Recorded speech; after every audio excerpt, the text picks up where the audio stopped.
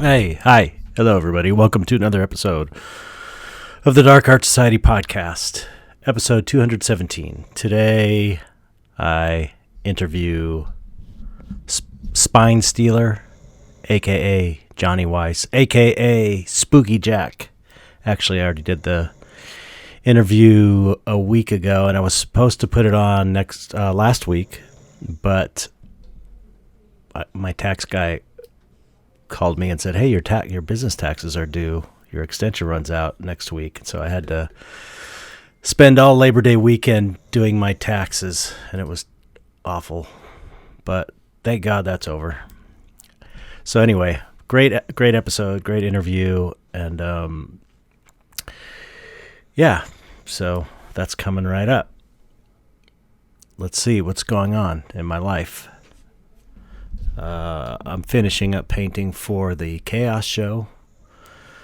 Finally, I've given myself to the weekend. I'm hoping to finish everything by the weekend, and that'll be 14 or 15 paintings because I have to do the frame corner. That's going to take a few days to sculpt, a few days to mold, a few days to cast, and then I got to get everything framed, photographed, add the corners on, blah, blah, blah. And the show opens October 9th.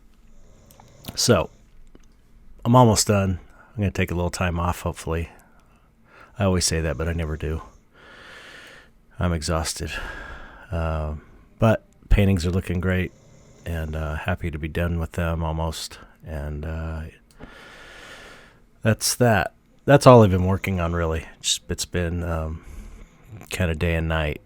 Nights have gotten later and later, as always happens when I paint for a show. And so I'm kind of wiped out. Anyway, that's about it. Book is still being printed. I haven't heard anything. This dystopia book, I haven't heard anything from the printer yet. Should be getting a proof one of these days soon. So that's pretty cool. Comes out November 13th, or gets delivered to me November 13th. Once I get a proof and everything looks good, I might put them on for pre-sale, and I could start shipping them out as soon as I get them for all the people that already bought one. Anyway, that's it, I guess. Let's see. Oh, I really didn't prepare once again. You can hear it. Check out baby girl screaming, snoring. Oh, she heard her name, so she stopped. So I got to read new subscribers to the Dark Art Society podcast Patreon, which is patreon.com/darkartsociety.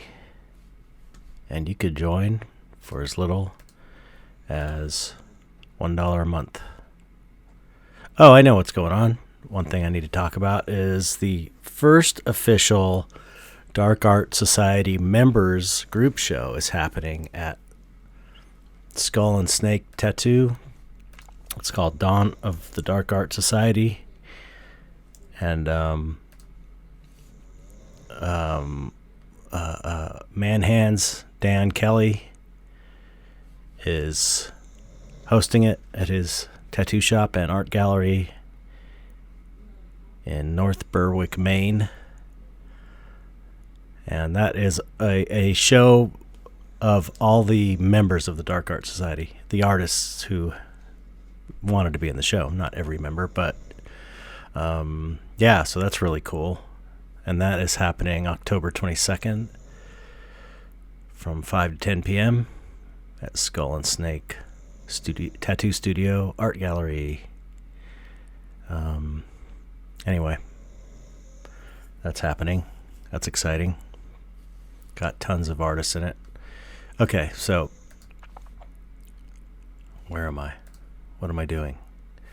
I'm trying to find out new subscribers. Sorry, I'm particularly lost today. Particularly out of it. And unprepared. I'm near the end of my, painting for the show, and it's just crazy. Okay, we left off with Matt Tillett. Okay, new subscribers. Come on. Come on, Patreon. Okay, I'm going to read off the new subscribers.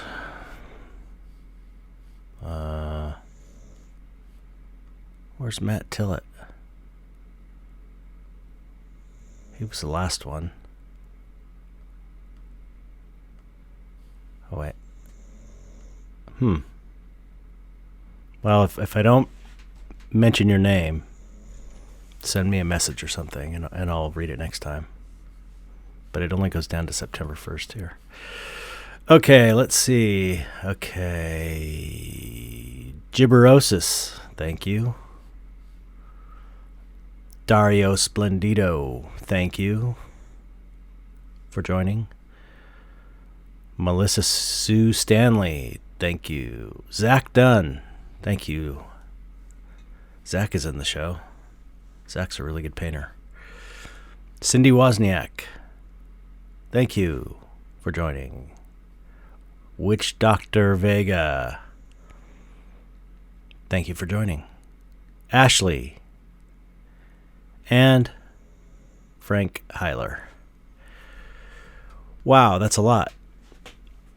I appreciate that. That's how the podcast is happening. It's from your donations, and you get become part of the community, which is the best part. Other than supporting the podcast, you get into this community that is full of just amazing people.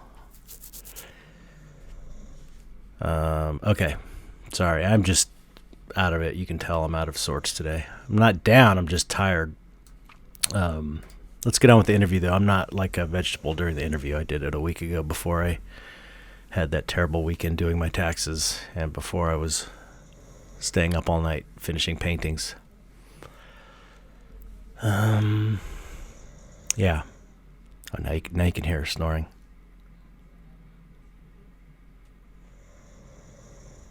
Yep, hear that?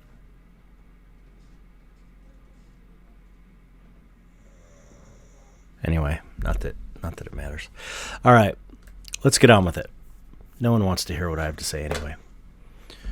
Here is my interview with Spinestealer, a.k.a. Johnny Weiss, a.k.a. Spooky Jack. Oh, Spooky Jack. Spooky Jack is amazing. We talk a lot about Spooky Jack. All right, here we go. Hope you enjoy it. Thanks.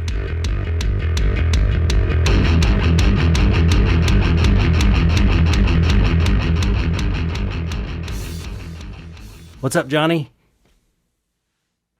Hi. How's it going? Good. See, there was like a bit of a delay there. So it's like, oh, you're wearing my shirt. How cool. I just realized that. I was like, I came in, I was in my grubby studio clothes. I was like, what do I put on? Oh, of course I put on the Chet Zar shirt. that is a super rare shirt. That's probably the oldest, maybe the oldest shirt I've done. I didn't even do it. That was from Sketch Theater. Yeah. Okay, so Mike, is there a delay? Like, I'm gonna say hi, and then as soon as you hear me say hi, raise your finger. Okay? Just because I want to see if there's a delay. Okay. Hi.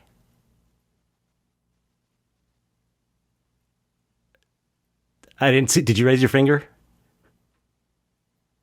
Yeah. It was probably super fast. You froze. Okay, I'm going to say hi. Yeah. I'm going to say hi, and then as soon as you hear it, you say hi back. Okay. Hi. Hi. Okay, so we're on maybe it's not so bad. Sorry. It's like 1 second delay maybe. That's fine. Okay, so thanks for coming on the show. Thank you. This is awesome. Yeah. We were just talking. We never get to talk. I see you all the time at the shows and Chris Velasco's art parties and all that. And we're in shows together and stuff. And there's always big groups of people and you never get to talk. So this is my opportunity to get to finally talk to you and learn about you and get to know you. So welcome to the show. And thanks for coming on. We'll get into Spooky Jack later. That's what instigated this whole thing, because I was like, okay. Because I kept thinking about having you on the podcast, and then I saw it, and I'm like, okay, I'm not going to wait any longer. It's just too good. It's my just favorite song. It's just too amazing. Yeah, and you're doing all kinds of cool, all that bone stuff. It's just like, because I'm subscribed to your Patreon. And it's like, the first. I mean, I know I've seen you around, and never, we all kind of like know each other just by saying hi and stuff. But and it's like, have you been in conjoined shows before? Yeah. Okay, because I can't even remember who's been in, because there's so many artists at every show. Yeah. The first year I was invited, it was very last minute. Mm-hmm. And I think it was like, hey, can you have a piece done in 2 weeks? And I was like, oh. Can I have a piece done for this major gallery that I've never been in? And so I just used up all the vacation hours I had saved. Oh, no. Weeks. And it was amazing. I always take working vacations anyways. I usually take them to do art shows. Mm-hmm. And everything just came together somehow. Like, every art supply store had exactly what I needed. Wood plaques matched frames. I found really interesting things. I found a box of leftover obituaries that I needed. Just every tool. I found every tool I needed at Lowe's. Like, it was just a magic week, and I felt so great that whole week. Oh, how cool. Yeah, that's a magic show. I'm telling you. There's something about that show. I don't know what it is. It's like, it always comes together. It always ends up being like this huge last minute thing everyone's rushing around to put together, and it's huge, so it's really hard to manage. And then it always ends up being like this amazing show that looks like all this care and time was taking to set it up, but it was like a mad rush. There's some energy to it. It's a trip. That's what I thought about. I don't know if it was conjoined or a different show, but one of those big shows is how I found out about Mark Waldman, who I'm in love with. I love his work. Mark Waldman. He does the kind of like vintage circus. Oh, okay. Boxes, and they're morbid and they're grotesque, and I just love them. He's the artist I wish I was. And I also saw a piece by Shane that was really. I only met Shane this year. I was like, oh my god, you're for that. It was like that creepy candy machine. It was huge. Oh, that thing was amazing. It was really impressive. Yeah, that's like my favorite piece of his ever. It's so good. Yeah, so that's cool. And he was today at the studio. He's now officially a fiberglass mold maker assistant today. Oh, really? Yeah, I had him come in and help me so that I could get done on time to see you. Oh, how cool! And he liked it, which was nice, because not everyone likes warehouse grimy. Right. I love it, but it's not for everyone. Well, then fiberglass on top of that, it's like is the stinkiest, most toxic smelling. It's like the one thing in makeup effects that everybody hates. It's like, oh, now I got to do fiberglass today. I mean, there's something, aside from the smell and the fact that you can not mix enough catalyst in with the resin and it can never cure, which I've had happen to me before. Although are you using the UV cure where you set it in the sun or under a UV light and it cures? Well, that stuff is the best. It's amazing. No, we do some of that for like eyes, but we actually use the woven like fabric fiberglass. Right. So it's not so bad. Yeah. Except like when you saw it, before you like saw it off it, like before you sandblast it, it just cuts you up. It's like little fine glass shards. But the dust. Yeah, and it's the worst because it's your skin for like weeks. It's itching powder. It's like I used to buy itching powder as a kid because I would always get those prank things, and that's what it is. It's ground fiberglass because it makes you itch. Yeah. But it's like isn't it MEK is the chemical? You have to mix like a certain amount of drops in with the resin when you.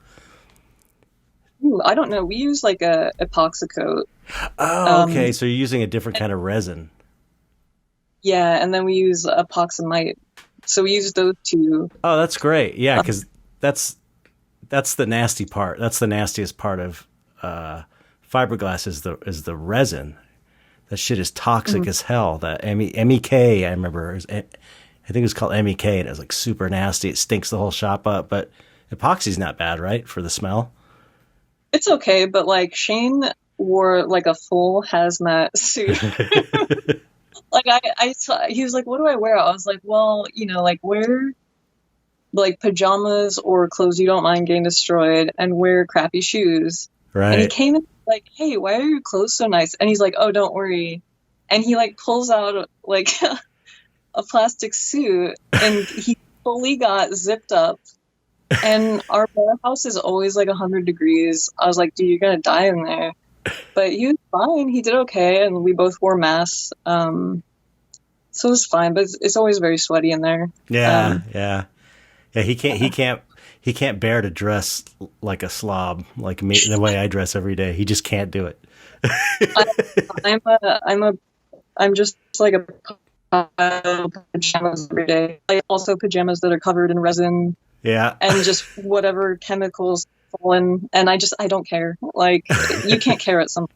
Oh yeah. It's especially the foam latex department would always be like, at every shop I worked at, they just would have like rubber pants.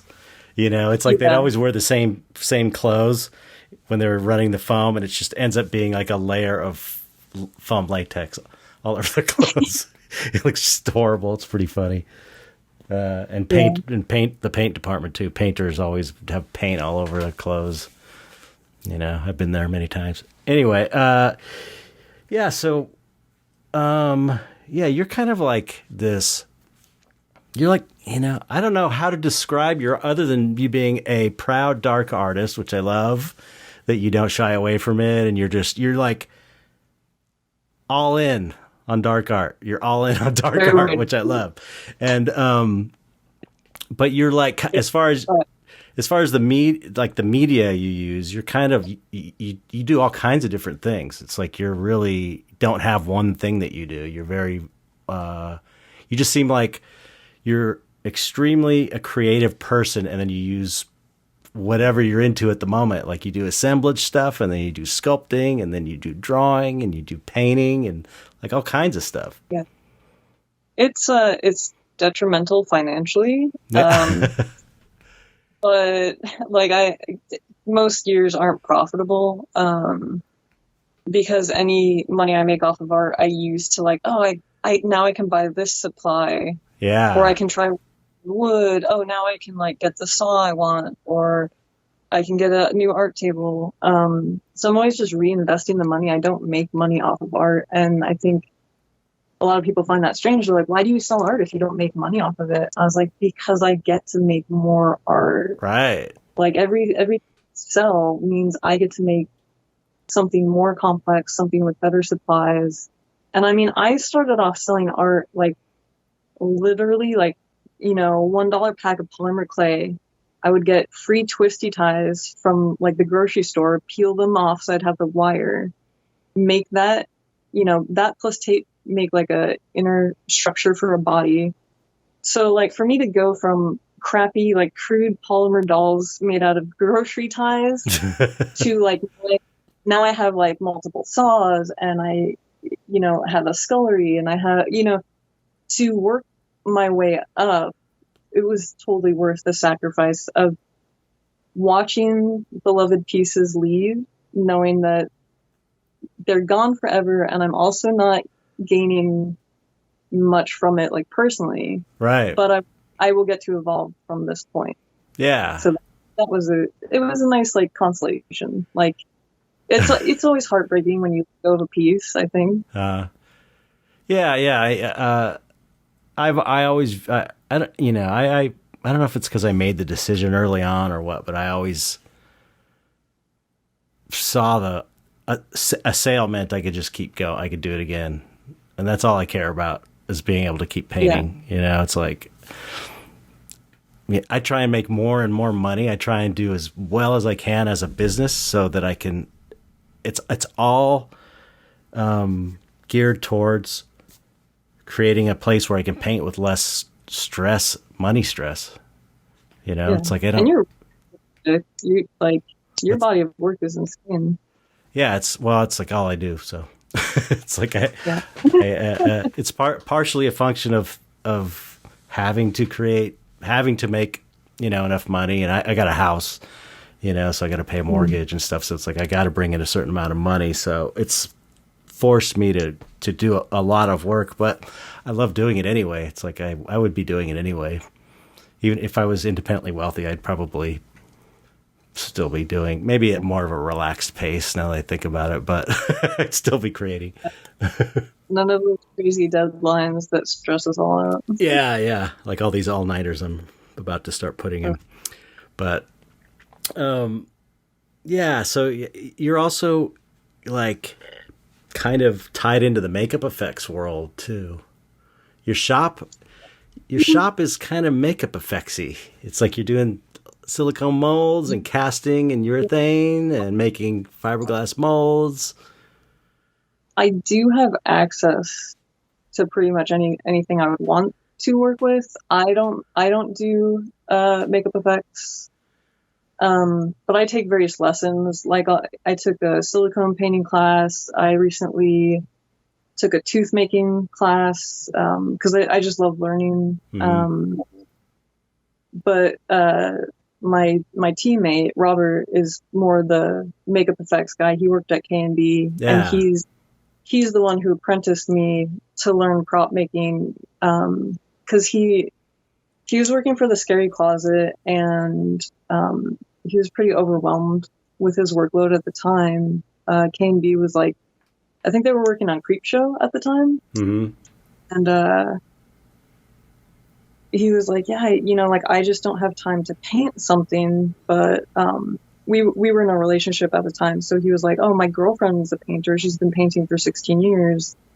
Like, you should just have her audition.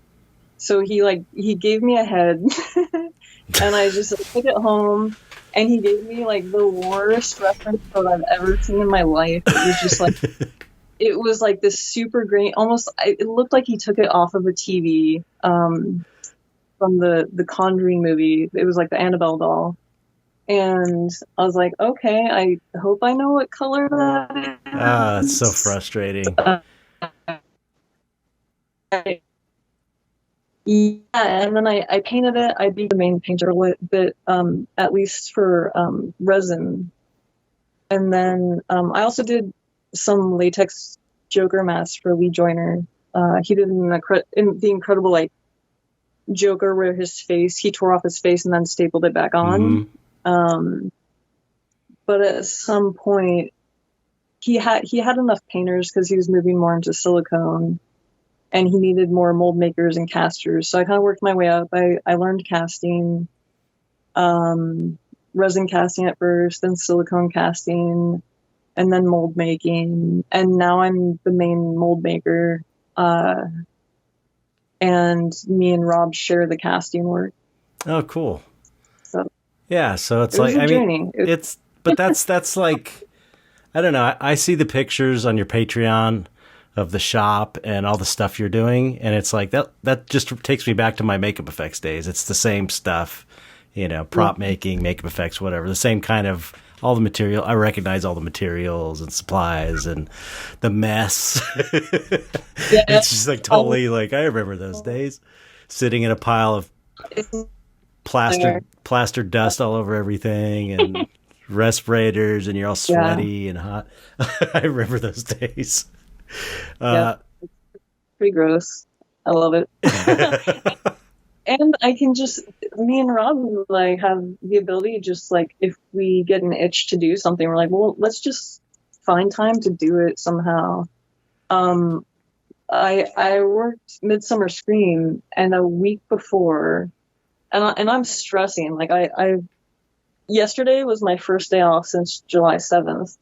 And so up until yesterday, I was pulling like 2-hour days because I have 3 jobs. Damn. And for some reason, I'm overworked. Midsummer Scream is like a week away. And I'm just like, you know what? I really want to make a coffin to display my femur bones, because I like finally had a femur bone mold. I was so stoked about it. I just love them. And I think they make great weapons. And I was like, I really want like a little, casket to display those. So I just bought a bunch of wood, and I caved and just used my credit card to buy a jigsaw. And I was like, you know what? I'm just going to figure it out. I probably could have helped myself by looking up like schematics or watching a video. Right.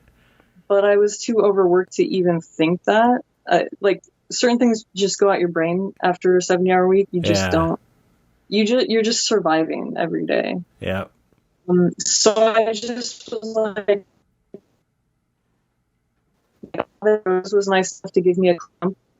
If I have a saw, I'll just figure it out. Actually, a lot of people have asked if they could buy the actual coffin with a bunch of bones in it. And I'm just like, it took me so many hours to figure out how to build that thing. And I refused to buy wood glue at the time because I was being stubborn. Right. I remember you saying that on the post. I have some weird hate for wood glue from my childhood, working like in warehouses in my teen years. I don't know. I just hate wood glue. So it's like mostly staples, mostly staple gun together. I can't sell it. It would fall apart. But I love it. I actually love the rickedness. I don't know. Rickettiness? I love the drinkiness. Yeah. Rickety? I can't say it. Rickettiness. Yeah, it looks like it's going to fall apart at any moment, and that's what I want. Right. The jalopy, like a jalopy.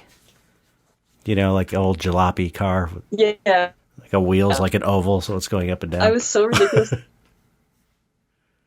Yeah, I was so proud of it, too, which is so silly. It was cool. Like it came out great. Yeah, but I'd be like, look, I attached, what is the back? Oh, like a prop to prop it up. Like I hinged a little, like a steep to prop up the coffin so it could like sit an angle. I was so proud that I put a hinge on a piece of wood. Of all the things I've done, like I've casted up life-size Pennywise, and I worked 3 jobs, but me putting this hinged little piece of wood, I was just like so proud of it. I showed everyone. I have no idea. Well, woodworking is a different kind of skill. So when you learn something new, it's exciting. Yeah. Now you love femurs. I love femurs. You're going to be jealous because I've got a femur. I don't have a huge bone collection, but I've got mostly fake resin casts. But I have like one old real human head I traded for some art, and then I bought a femur bone, a real femur, and the person who sold it to me, they seemed real. I believed it at the time, but now that I think about it, it's almost like it's too good to be true. So I don't know if it's true, but they said that this femur was buried outside of a church, I think in Norway or something, and the skeleton was buried upside down or something, which is how they used to bury people they thought were witches. So I've got a witch femur. Whoa, that's rad. Mine's just a. What's that? Mine's just a regular femur. I know. We should mold this thing. I don't think it has any properties. I mean, I can mold stuff. It's also got it does have. It's got black. It looks like charring slightly. That was the other thing. Oh. Could be bullshit. Probably is bullshit, but I like to believe it. So it's like, it's to me, it's like a magic wand. It feels like a magic wand. It's so awesome. And it's kind of small too, like it was sort of a small person. But anyway, I think it's a femur. Which is your femur? Your femur is your thigh bone? Your thigh. Yeah, it's a femur. Yeah. Femur, yeah.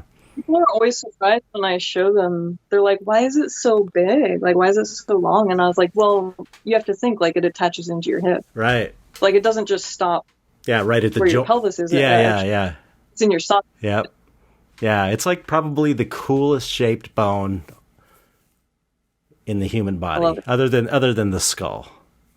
I have this is a human finger bone necklace Oh, cool. from this jewelry maker I love, Ugo. He does amazing work. I love his stuff. Yeah, that's great. How can you go wrong with the human finger bone?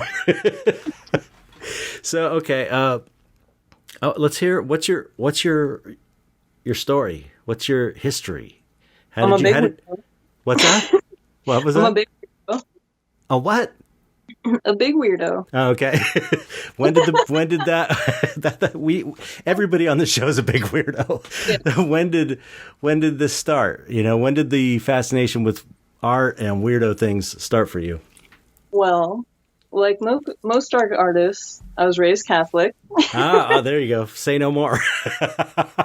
Which is so funny. When I listen to your podcast, everyone's like, yeah, well, I was raised Catholic. I was like, yeah. Because, like, if you're raised Catholic, you're bound to become, like, a kinky, weird adult. There's no way around it. Or you go fully into the religion, So there was that. I just was always in love with art. And I, as a kid, I was like, I'm going to grow up and I'm going to be an artist. And my parents would, like, do that smile, like, yeah, good for you, kid. Wait till you have bills, but they wanted to support my silly notion. And I had this weird drive that I just wanted to sell art. I don't know why.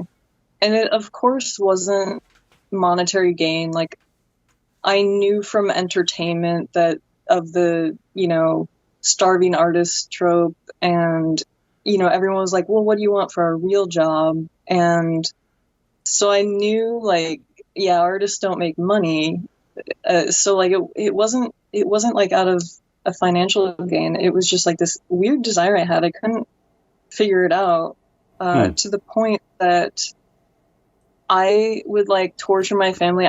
I would host art shows in our living room and force them to pay entry fee to come to the art show. What age is this? Oh my gosh, I did this, like, all throughout my childhood. I did this up till I was, like, 13, and I just I'm like, you have to pay to get, like, I make them a ticket, like, here's an art show, you have to come. And then they get to the door, which is like a curtain. It was like a bed sheet. I was like, here's the door. It's a bed sheet, like, pinned to the staircase. Here's the door. Okay, now you have to pay me to get. And they were just like, oh, another art show, really? And I was always making a mess trying to make the art show. And at one point, I was a very, like, I joke, I say that I'm mostly legs and fortitude, because I just don't, like, I'm a lot of legs and like a lot of grit, like, I don't give up. Those are, like, my features. And when I was a kid, I was very sensitive. I was overly sensitive. The world affected me in a very hard way. Everything was much harder on me, and I would get very attached to things that were kind of like dark or unwanted. Like, I would actually, if I saw a dead animal, I would find a way to carry it home and then bury it. Wow. Which got me in a lot of trouble. My granddaughters are the same way. They totally into that. Anytime there's a dead animal, it's like, okay, we got to bury it. Yeah. I would feel like so much empathy. Like, it would actually see something done, and my parents were like, oh my gosh, our kid's crazy. And I, of course, like, I lucked out and found, Alan Schwartz's art, Scary Stories, at the Scholastic Fair, and I spent all my money on it. My parents were pissed. Maybe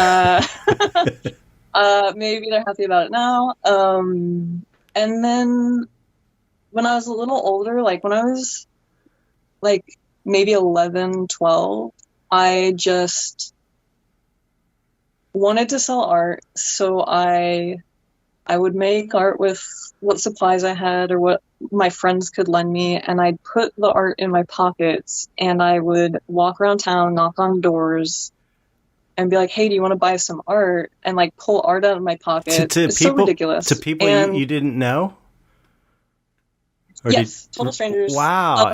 But it was Ventura County, so it was like safe. Right. No, but I mean, I'm thinking more in the sense of weren't you shy? You weren't shy? Oh yeah. Oh. So how were you able? The weird thing is, how were you able to overcome the shyness to do that?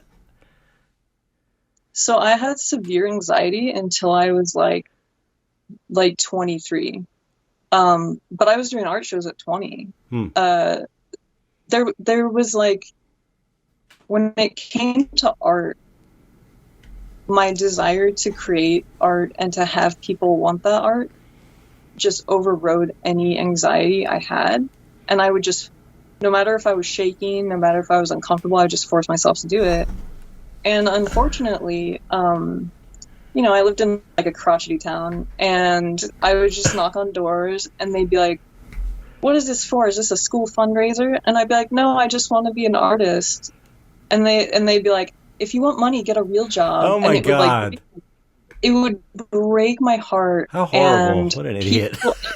Idiots. And I didn't have the words to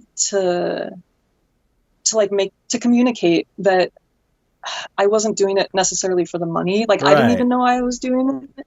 So I didn't know how to like verbalize that to these strangers who were like, "Hey, fuck you, get out of here, kid that wants money." Right. I couldn't say like, "No, it's not about money. I want to be an artist." And they're like, "Get a paper route." And I would go home crying. I would go home crying with unwanted art stuffed in my pockets, with my shoulders hunched. I remember these days, like, these are really important days for me, and my face would be swollen from crying. Oh my God. And then the next day, I get up, put the art back in my pockets, go try the other street, because no matter how much things upset me, I just keep going. Like, if things are hard, I just keep going. Like lately, Bill Schaefer was in the hospital in the ICU. Right. And I was a mess.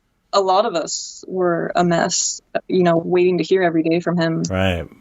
And I would just like cry in my respirator and like try to wipe the steam off, and then just keep working while I'm because you just kind of have to keep going. Right. You can't let those hardships, you can't stop, unfortunately, if you're trying to survive and trying to keep your artwork alive. Yeah. Yeah. I mean, he's better though. I mean, what was that? What was that? He's not, he's doing better. He's not, fully healthy, but he's out of the hospital. Yeah. Which is great. Yeah. So. I was following that. That was insane. That was crazy. Yeah. I'm glad he made it through. I was going to say, I can completely relate to that, to the, like for me, it was like the art gave me, it's like if I was presenting myself as me, I couldn't do it as a kid or even as an adult, really. But if I was presenting my art, it's almost like I was able to, that was my protective shield in a way, like if I would show my art in school shows when I was a kid. I mean, I was super, super shy. I'm sure you were too. Just like I didn't want to even answer the telephone in case I had to talk to someone I didn't know. It was like, I didn't want to pay for things at a store to get my candy. I was just like, I was super, super shy. But if when it came to the art, it's like suddenly I had all this self-esteem from that in a way, even as an adult, or a young adult, 17, 18, and I started a band, and I was the front person and the singer, and it's like it's so against my nature, but the music, it's like I believed in the music, so it didn't feel like embarrassing or weird or anything, you know. So it's almost like a superpower that we have, or like a shield in a way, you know, to it's hide behind. how creative endeavors can push us out of our zone. Yeah, it's amazing. It's really cool. When I first started doing art shows, I had to wear a mask. I would wear a Venetian mask, and that would help. Oh, because wow. When I get into costume, I'm not myself. Yeah. I'm a costume. I'm a different. Yeah. That is another total parallel. I was just talking. Who was I talking to about this? I was talking to Christopher Ulrich about this. Yeah, I used to wear a mask when I went in the grocery store with my mom when I was like 5, just because I thought it was cool. But yeah. I would run around the neighborhood with masks on all the time. You know, I was into Rubber Monster masks, and I could talk to anybody with the mask on. I could go up and like scare them, and I couldn't do that without it. And Rick Baker used to say the same thing when he was a little kid. As soon as he'd put a mask on, he was super shy as a kid. As soon as he put a mask on, he could do anything, you know, like, yeah. So it's a thing. It's a thing. It's so weird when you think about it. Like it's like how a kid naturally uses that to overcome this sense of shyness. It's a trip. It's a trip that we and probably millions of other kids all over the world just kind of came on that naturally. It's not like our parents said, "Oh, you're shy? Try putting a mask on and see if it helps you." It's like we figured it out on our own. And alcohol. What's that? And alcohol, I think. Not when I was a kid. Maybe get too drunk. Not when you're 5 years old. I used to drink a lot at art shows. Yeah, that's a. I was just talking also to someone about how there's always someone who's just totally wasted that comes to all the art shows that isn't really even an art fan, but they just come there because there's free alcohol. Because galleries, the only way you get away with not having a liquor license is to give the alcohol away for free. So there's like 1 or 2 of these alcoholic people that come to every Copro show. It's like they don't give a shit about art at all. But anyway, so did you end up going to school for it, or did you just kind of like? It sounds like you were just always creating artwork and then trying to sell it. So maybe it was like just a gradual. It was not even there wasn't like a big transition. Like I went to art college and then I decided I was going to be an artist and built up from there. It's like you were building that muscle memory of selling art from back when you were 10 or 12 years old or whatever.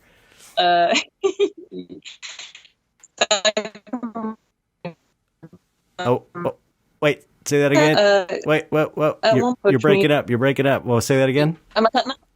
Huh? Am I cutting out? Am I good? No, you're good. Yeah, you're good. I'm good? Yeah. Okay. At one point, my parents tried to pressure me to take like official art lessons, but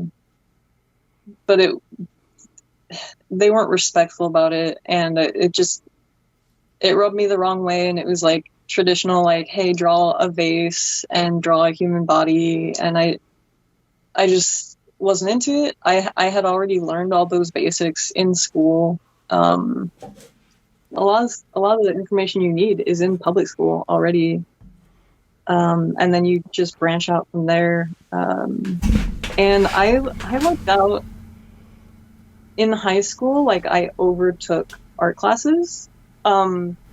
Like I didn't have to take as many classes as I did each day, but I signed up for extra art classes because I just wanted to do it. And I also didn't want to be at home. And my senior year, I remember like the general art teacher being like, "Why are you still here? Like, why are you in this class again? Isn't this like your 4th time taking this class?" I was like, "Yeah, I'm graduating this year. I want to have."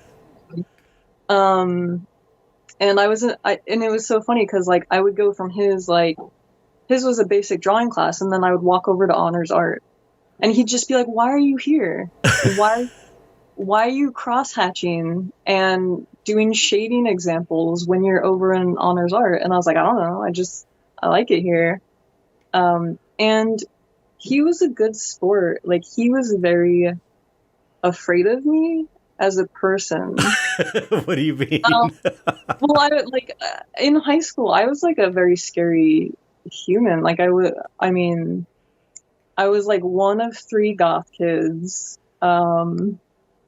Like, sometimes I had like my head shaved in a mohawk, but I couldn't afford mohawk stuff, so it was just a flap. I couldn't afford to spike the mohawk, but I essentially had what should have been a mohawk. I had piercings all over my face. I wore baggy clothes. I was a cross-dresser in a time when cross-dressing wasn't acceptable.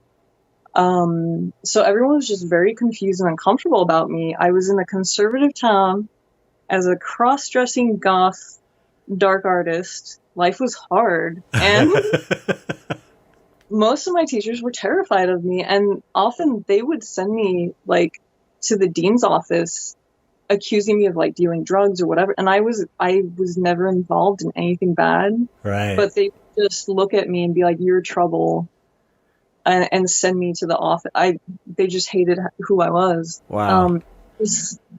But the main art teacher I had, even though I made him uncomfortable, I realized at some point he had been putting my artwork, like my artwork for the week, in the hallway display every single week. Wow. And this was hilarious too, because I'd be like, "Oh my gosh, he hung up my painting that has the hanging corpse in it."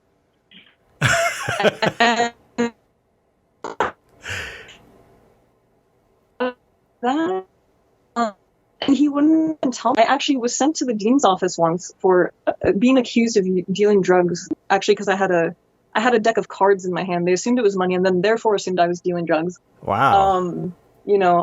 A bunch of leaps. Right. But I walking to the dean's office, and I saw like 3 of my watercolor paintings on display outside the principal's office, and they were the only paintings out there. And I was just like, whoa. And also, nobody told me this. Like, I was always shocked that he was very supportive of he wouldn't tell me. Right. But I would find out. What a trip. Yeah. Wow, that's so cool. That's cool though. It's like he couldn't deal with it. He couldn't deal with you, but it's like he couldn't deny that your art was good and that you were totally into what you were doing, and maybe that was his way of accepting you. Yeah. Yeah.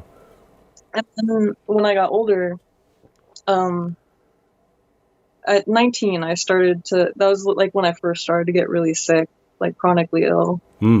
And when I was 20, it was like really bad, and I was in a lot of pain. And, a lot of people, even now, it's weird to see adults talking like this now, but a lot of people are still under the assumption like, well, if I get sick, a doctor will just fix me. Yeah. And they don't really understand, like, I think that's why a lot of people aren't taking the pandemic seriously. They're like, oh, well, like, I'll get sick, I'll just take medicine. I'm like, no, like, and I try to tell people, like, you don't want lung issues. I had a simple case of bronchitis and my lungs are still shot. And that was 4 years ago. Really? Yeah. Wow. You don't want lung issues, but you can't, until someone's chronically ill, they don't get it. They think, oh, I'll just go to a doctor. It's like, no, dude. I've been to a million doctors, like, trust me. But when I was 20, I was really sick. I didn't know what to do. I was already working. I was working as a game tester for like $9 an hour when, rent is like $1,000. I was selling my blood. I was working part-time in a warehouse.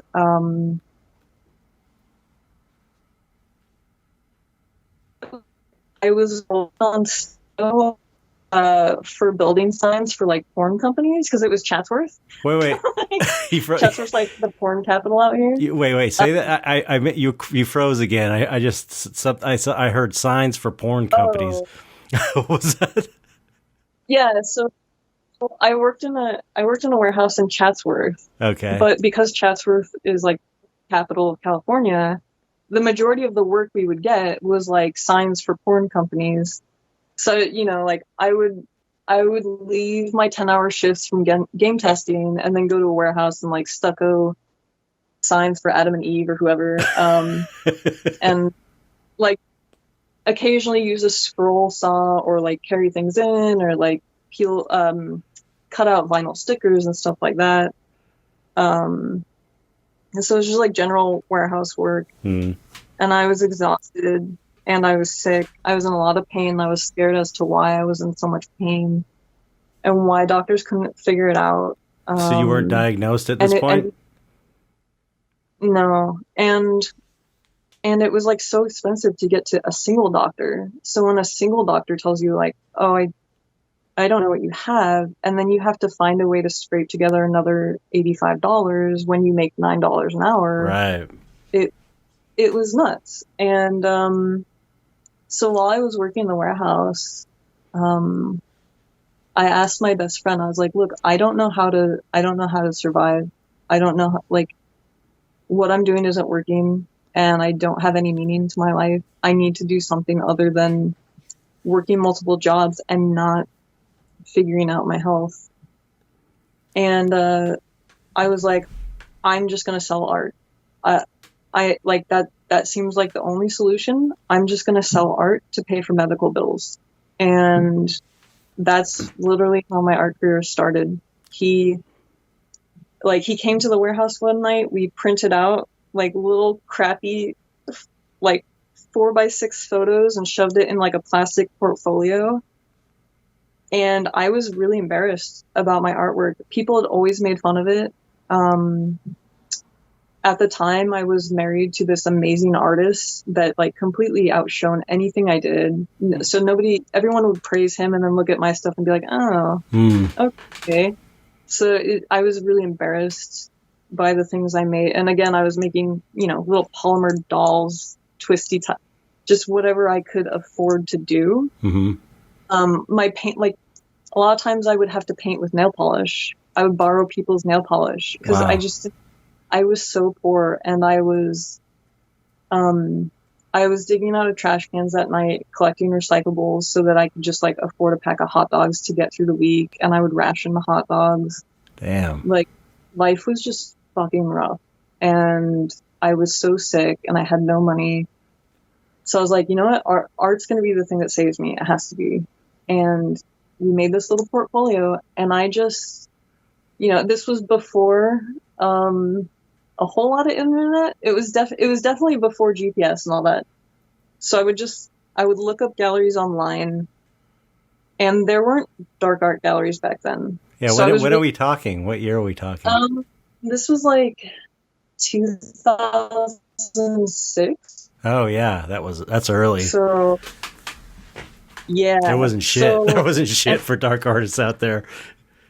Yeah, and the internet was still like people didn't use it very much. Like people were still like into connecting for real, which was great. But I would find any gallery because there were no dark art galleries, and I would, get out my Thomas guide, map out. Oh yeah, Thomas guide in downtown. Yeah, I still have my old Thomas guide. It's probably outdated. And you have to have one. What if your phone breaks? Oh yeah, you had to have a Thomas guide. I remember back when there wasn't cell phones. Yeah. I remember going places without a cell phone because we didn't have cell phones yet. So you had to have a Thomas guide. And strangers scoop you up. But I went down to downtown LA with my little portfolio, feeling really embarrassing. I looked poor. I felt poor. I was mostly bones because I could barely eat. I had no self-confidence. My life was horrible. Like I was in intense pain. I was selling blood. Like, I had nothing in me that could ever make me think I should be an artist. Like, I should succeed at this. I just knew that, like, I have to do something different. I have to take a stand. This isn't how things should be. I should be able to get the help I need. I shouldn't be living this way.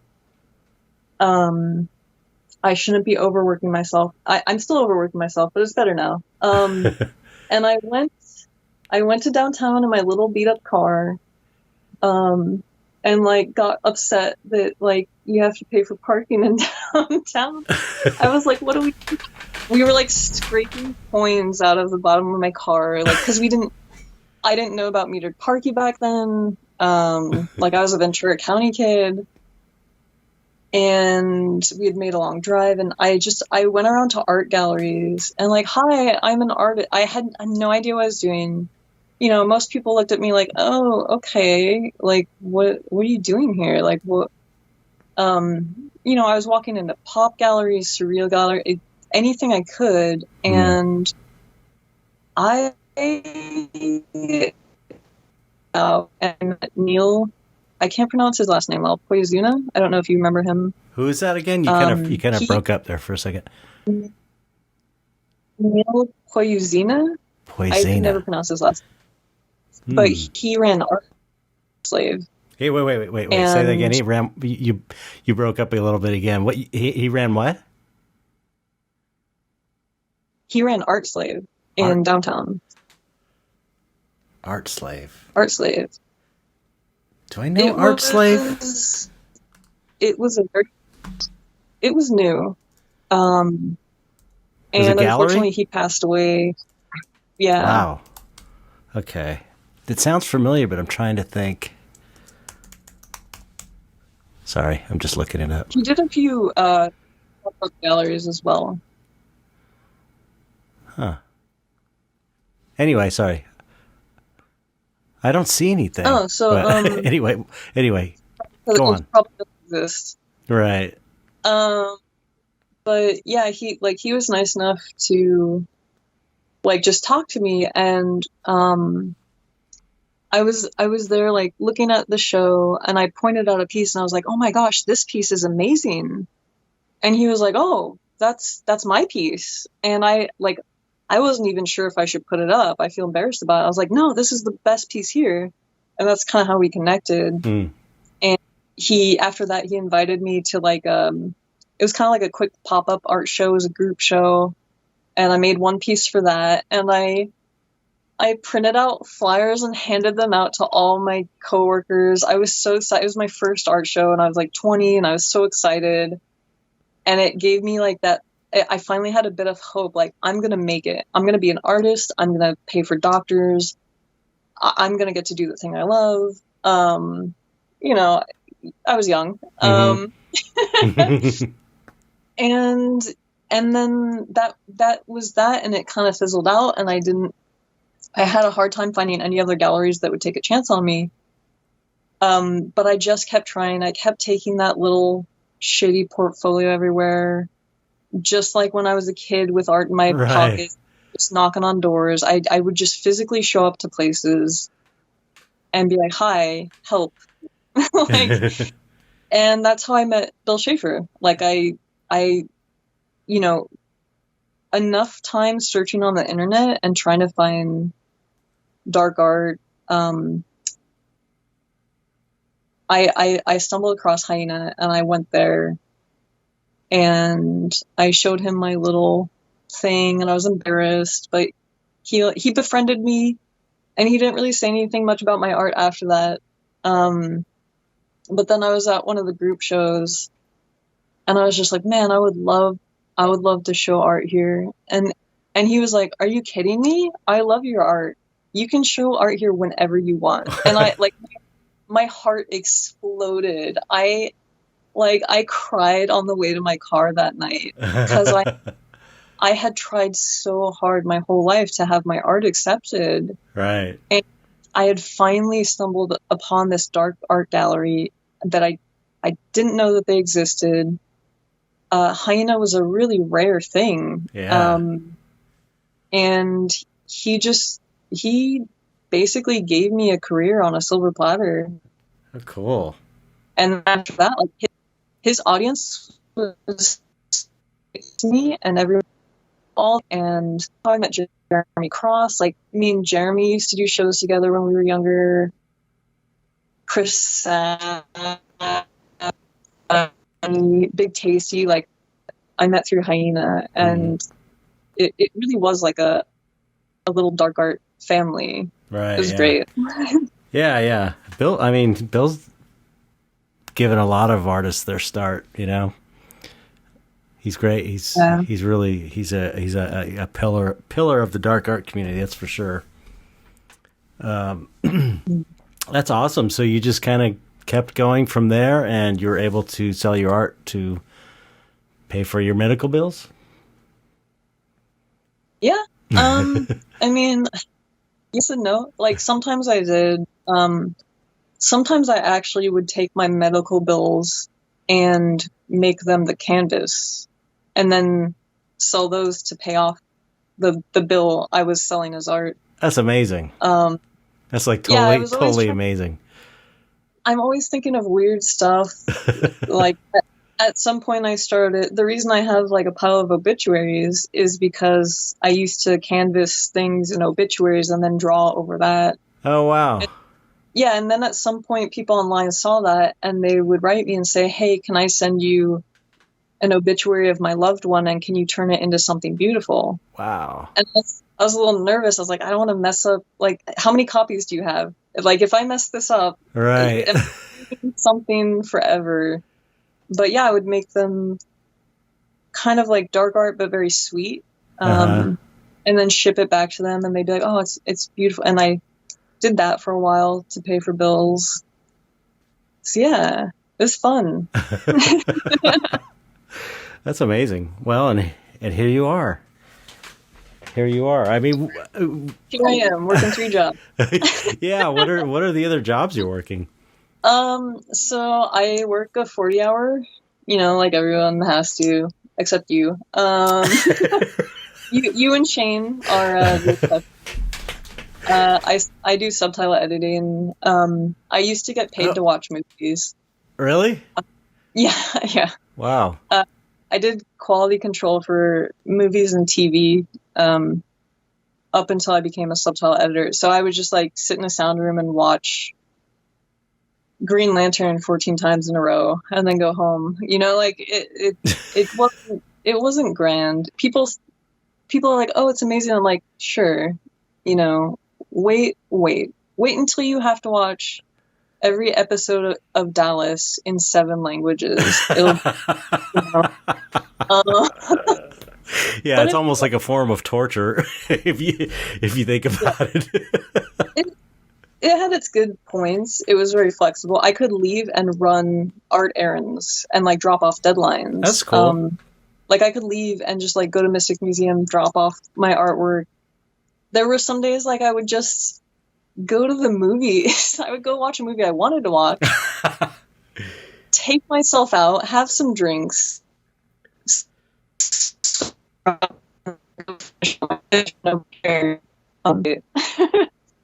But now, yeah, I do the boring aspect. I edit subtitles so they're in sync and they're not weird. And then my second job is prop making for the Scary Closet. And we also get sometimes like random client requests. If I can take those on, I will.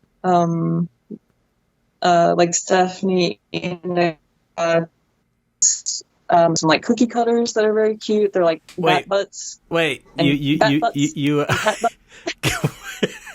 did you say who was the artist? Because you broke up right when you were saying their name. Stephanie Inagaki. Oh, okay. Yeah, she's been on the podcast. Yeah, she's wonderful. Yeah, she's great. She's awesome.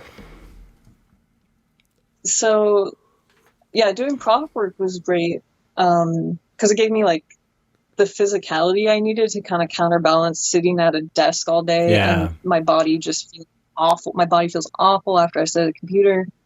And it's just like I love making props. It's great. And then it was enough money for me to just like really fight the medical industry and just be like, you know what, this doctor sucks and I wasted $75 on him, but I'll just go to that doctor for $75. And I finally had the funds to just doctor after doctor after doctor, try this medicine, try that medicine. And I really just like pounded really hard at like my medical problems, using prop work. But then lockdown hit and I wanted to open up a business. I wanted to put myself in debt. So essentially my office job is funding like basic life necessities, rent, bills. And the prop work helped me fund my own business. 3 different jobs, all unique in their own terrible and wonderful ways. I love aspects of each one, but I definitely love the scullery the most. If I could do that full time, that's the dream. Well, this brings us to the scullery The and scullery. Spooky Jack. Spooky Jack. My favorite. I think this, at least so far, this is your masterpiece. Thank you. It really, it's like, it's so, I mean, it's like, I was like, am I exaggerating? Am I overreacting to this? But this is like the coolest fucking idea I've seen in years. Just like, so explain the concept of what it is, because it's, I mean, the look is perfect. Everything about it's perfection, but it's like, I was going to say when we were talking before, but I wanted to save it for the podcast. It's like when I was a little kid, I used to dream of having a store that was basically just like Wacko. You know Wacko? Yeah. They have like all like rubber eyeballs and fingers and livers and just weird things. Like I used to imagine having a store basically with just like those kind of things, like cut off hands and stuff. And it's like, this is the scullery is very similar to something I just would have, if I would have seen that when I was a kid, I would have just been like, that is the most amazing thing I've ever seen in my life. So explain the concept, because I think it's just absolutely brilliant. It's so perfect. And so this is also funny because the scullery was like a side thought, but it blew up in a way that it gets way more attention than my 16 years as a gallery artist. But that's the way it goes. That's what happens. But I've been pretty spoiled in the art world anyways. Like, people have always been very supportive of my personal art. My art, I was lucky that one of my biggest problems was my art would sell so fast I wouldn't have things to show people when they would walk into a gallery. Right. Everyone was very kind and gave me a lot of opportunities when they didn't need to.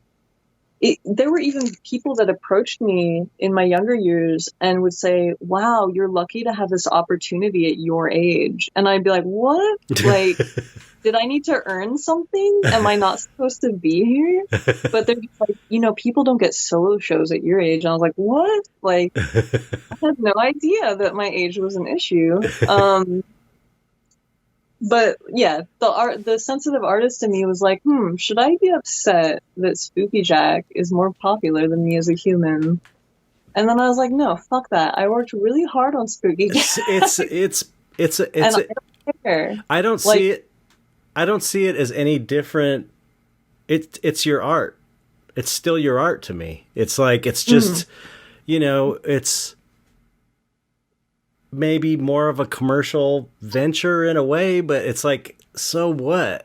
It's like selling art. There's a commercial venture aspect to that also. To me, it's just like, you're doing it because it's cool. You're not doing it because like, oh, I can make all this money. dressing Oh up like no. a skeleton and selling bones on the street. It's like, no, it's like you're doing it because you did it. You've done it and you came up with the idea, I'm imagining, just from the purest of intentions because it would be cool, right? Yes. So, I mean, and So it's another art project.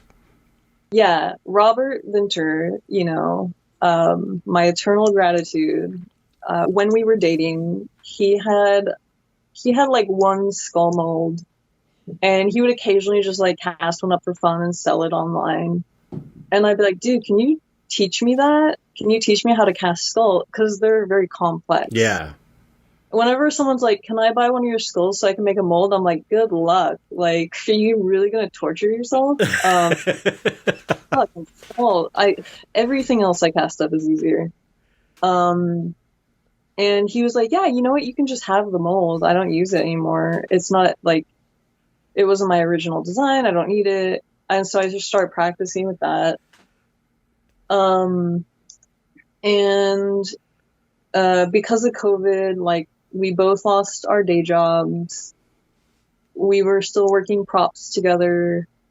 He moved into my apartment for a little while, and I've always been one of those people that just like wants to do weird shit for the sake of doing weird shit.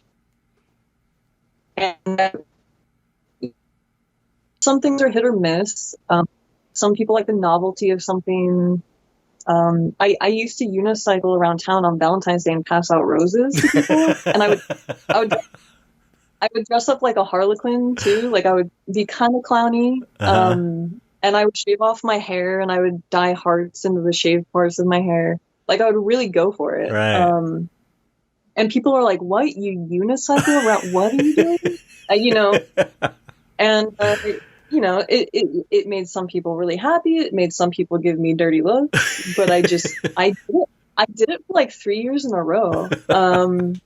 That's great. So I've always just been like in the wacky ideas. And so we had lockdown, which for me was the best moment of my life, because I've worked multiple jobs in overtime since I was 20. So being 36 and being like, here's a break. Like, holy fuck. Right. I'm gonna make art shows. I'm gonna read all the piles of books that are unread. I'm going to cook every day. Like, I love lockdown. And I was just like pestering Rob.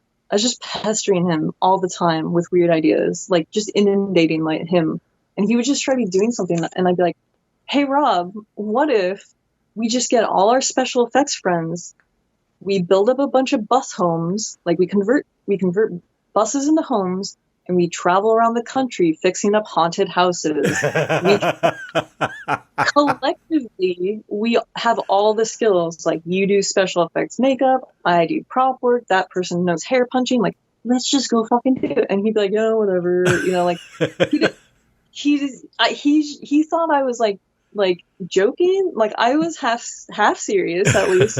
I really wanted to live in a bus and travel around while I didn't have some terrible office job keeping me down. And I just like throw out these dumb ideas at him. And one day I was just like, what if I just like sell skulls out of like a creepy peddler's cart? And he was like, yeah, whatever. And I'm like, yeah, and what if I wear a skeleton costume when I do it? And he's like, yeah, whatever. And for some reason, I just didn't drop it. I just kept saying it, like, every day. I annoyed the shit out of him every day. I was like, dude, let's just do it. Why don't you want to do it? Doesn't it sound fun? Like, isn't it, like, and he's like, whatever. Like, I have really, like, he has serious work to do, Right. And he thought I was joking around. He didn't, because I'm like a weird, quirky person. I just say stuff. And then one day I was just like, you know what? I'm going to fucking do it. I'm going to, like, I already own a top hat. I already own a magic wand that I turned into a cane. I own like all the trimmings for like male attire for costumes. Like we already had a half mask of a skeleton. It didn't have the jaw, but it was like the eyes. Mm-hmm. It was something like we would like wear to Ren Fair. And I was like, you know what? I'm gonna fucking do it. I'm just gonna fucking do it. I already have a business license for art. I'm just gonna call them and see if I can upgrade it. Like because my biggest like obstacle in my mind was like, the city's never gonna let some fucking weirdo go on Ventura Boulevard and sell skulls. Like what city official is gonna allow it? Right. No, and I don't want to like be rogue and just like do it illegally. So I just like one day I called them up and I was like, hey, Los Angeles County, would you be cool with me selling Halloween props out of a vending cart? And they're like, oh yeah. I was like, really? And they're like, yeah. I was like, okay, how do I do this? And they're like, well, you already have a license, just upgrade it. We'll just upgrade it. And I was like, oh my God. Like, it was that simple. When the like official permit came in the mail, like I got goosebumps and I knew I was onto something. I was like, if this gives me goosebumps, like this idea, I'm gonna go full hard. And at this point it was September and my plan was I want this to be an event for October, which is like not a lot of time. Right. Just months.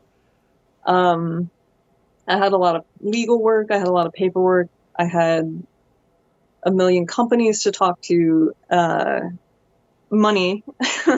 Money was an issue. I'm still paying off the business debt, but that's part of opening anything. Yeah.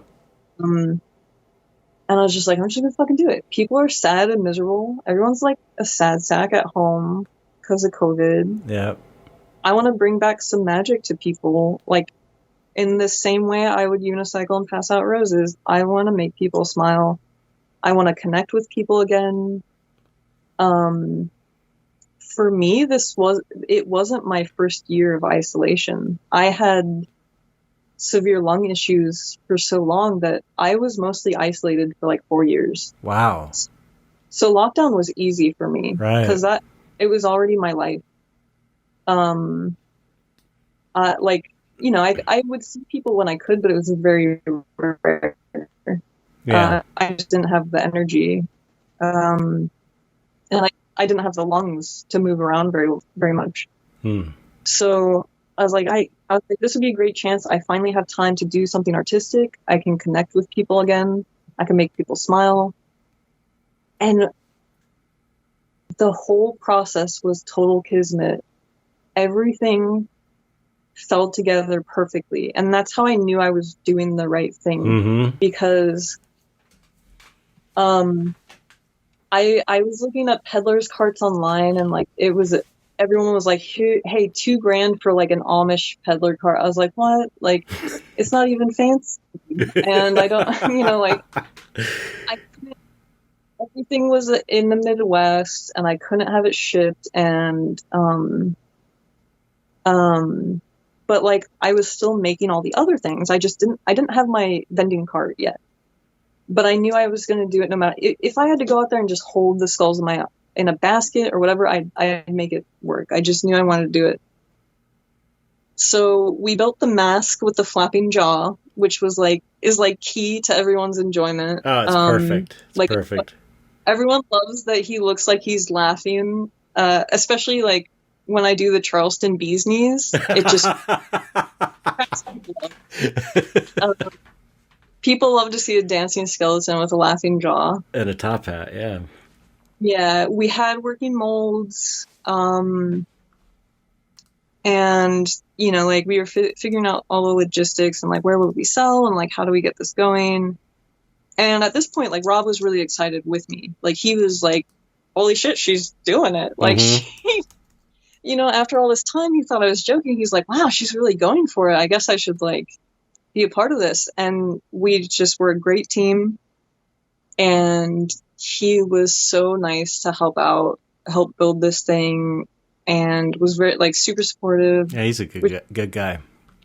Which is great. Like, not a lot of significant others would be like, yeah, go dress as a skeleton man on the streets of LA in the heat and like peddle your wares, which are bones. But he's that kind of person. Yep. So I mean, he worked on The Walking Dead. Who's he gonna judge? You know, right? So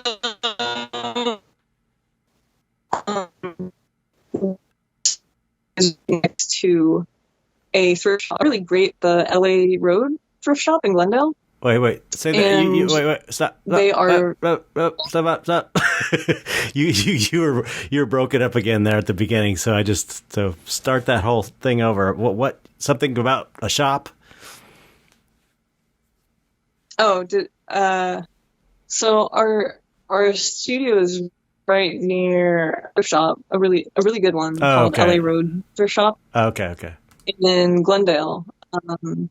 And there were a lot of occasions we would just like take a break from, making monsters and would walk over to the thrift shop, look for work clothes, work shoes, whatever. Mm-hmm. And, I was like, okay, so it's getting close to showtime. Like October, we were into October, 3 weeks away from Halloween. I still didn't have something to carry the skulls in. So I was like, let's just walk to the thrift shop. That place is like the room of requirements. Like whatever you need. Yeah, we just walk in there. Oh, we need shelves. Hey, there they are for $5. Right. We can build wire rack. Okay. So we walked over, and I was like, there's a radio flyer. I could paint it. I could rust it up. But it is kind of low to the ground. And we were looking around, and I turned the corner into this like. It's almost like a place where like they put shit nobody wants in like this corner near the exit. It's mostly like broken chairs and stuff. And I saw this baby carriage and I was like, holy fuck. I was like, Rob, get over here right now. I was like, Rob, look at this. And he's very like, there's a lot of trepidation in him. He was like, well, does it even roll? Like, that looks really old. And right. I'm like, dude, I was like, look, it rolls. And I was like, trying to prove to him, like, this is the thing. And he was like, it's really big. And he for sure is right. I drive a Honda Fit. We were like, that's not going to fit my car. And I was like, I don't care. I want, like, this is it. I've never felt so excited about anything in my life. This is it. Yeah, it's perfect. I don't care if I have to buy a new car to own this thing. I'm taking it. And it was $100. And then we turned the tag over and we're like, oh my gosh, it's on sale for like $75. Holy shit. I'm definitely taking this, Rob. You're not stopping me. And I walked up to the register and they were like, okay, $30, please. And I was like, what? I just bought a vintage working carriage for $30. Like, has great suspension, isn't damaged majorly. $30. I can't believe they even owned it. It was the creepiest thing in their shop. Yeah. It's a Christian run thrift shop. And they had this creepy carrot. I was like, how do you guys even have this? It's perfect. It's so perfect. Later on, I went in there and told those girls, like, hey, we turned that into a business. And they were like, oh my gosh, that sounds so cool. And they were thrilled when they heard what we were doing with it. Oh, cool. And that we were selling skulls out. Very nice. Yeah. But yeah, I strolled that thing, the one corner to our studio and was just like, the biggest smile on my face. And then I looked, I was like, gotta repair it, gotta fix it, gotta build it signs. And then everything just kept coming together. Like I found the right wood to build the signs I wanted. I stumbled across a great font to buy. And then I had to edit the font like I had to manually edit the spacing in the font for some reason. They didn't do it well, but I knew how to do that. Like I had the computer skills for that. I went to Home Depot and bought like random hardware to assemble things, to keep things up and running. I was just so thrilled, and I was like, this is it. This is going to work. I had happened to have a spandex skeleton suit. Don't ask me why. Like it was one of those things where like I was just in Halloween Town with my roommate. I was like, there's a skeleton suit, I want it. And well, I already own a skeleton suit, so that's good. I already own a top hat because I used to wear that top hat for my solo shows at Hyena Gallery. So everything just came into place. I already owned skeleton gloves. It was just magic.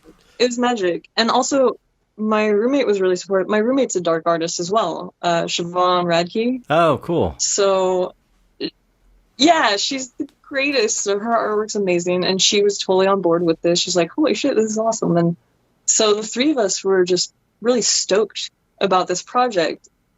And in my head, I was thinking, okay, it's a side it's a fun October thing. You know, I'll go ahead and waste my money and like just have some fun and cheer people up. And so I get out there. Or no, before I mention that, the first time I put the whole carriage together, it had the sign, it had the creepy fabric draping on it. It was full of skulls because I wanted to do a test run, see how everything. I cried. I had, for the first time in a lot of years, I felt alive. I'd been sick for so right, yeah. And but I mean, it's all together. My hard work, all those hot, sweaty days in the warehouse. It's it's perfect. That's why I'm like looking at while you're talking at all your pictures on your Instagram, and it's just like it's so perfect. It's just perfect. It's perfect. It's like I wouldn't do this myself just because I'm too lazy, I think, to go out and too fat to wear a skeleton suit. But I would, if I was the right person to do that, I would do it. It's like it's perfect. It's perfect. Yeah.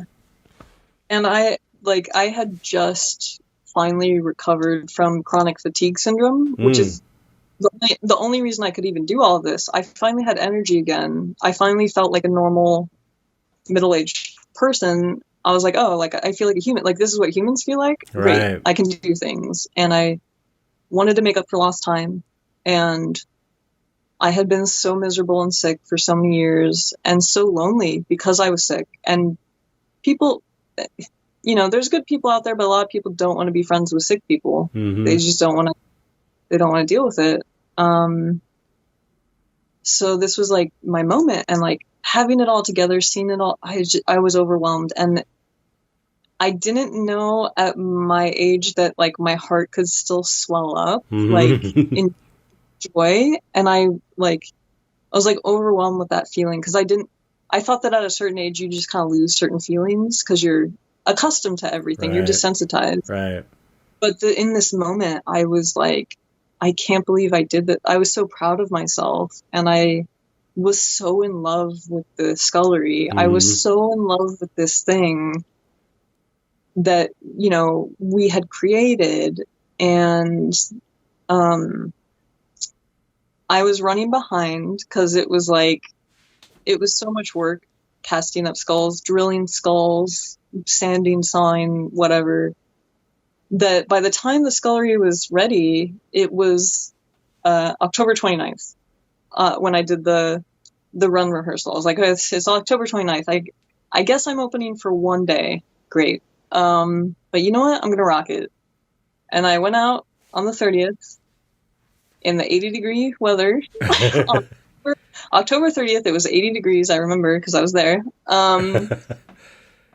And I went and I fucking set up outside of Spirit Halloween like you do. I mean, it's not like they're not doing the same thing. They're setting up in someone else's company. Right. So I stood out there.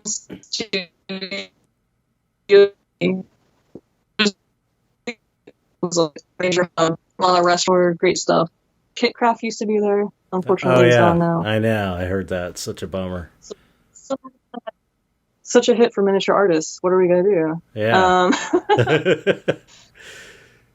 But yeah, I stood out there and Rob played like the Dancing Skeleton song on repeat. Oh, perfect. And people were so miserable. So, like, this was like the height of people being upset about COVID. No, everyone was cooped up, but now they had to go back to work. So Right. it was that point where like we're cooped up, but we also have to go back to our jobs now. So both things suck. And they were sitting in their cars stuck in traffic on Ventura Boulevard looking really miserable. And then they turn to their right, and here's the skeleton doing the Charleston Bee's Knees, flapping jaw, and they would just bust out laughing. And it's like, you could see these people change from like miserable people stuck in hot traffic to like, oh my God, what the fuck is happening over there? Like, what is that skeleton doing? And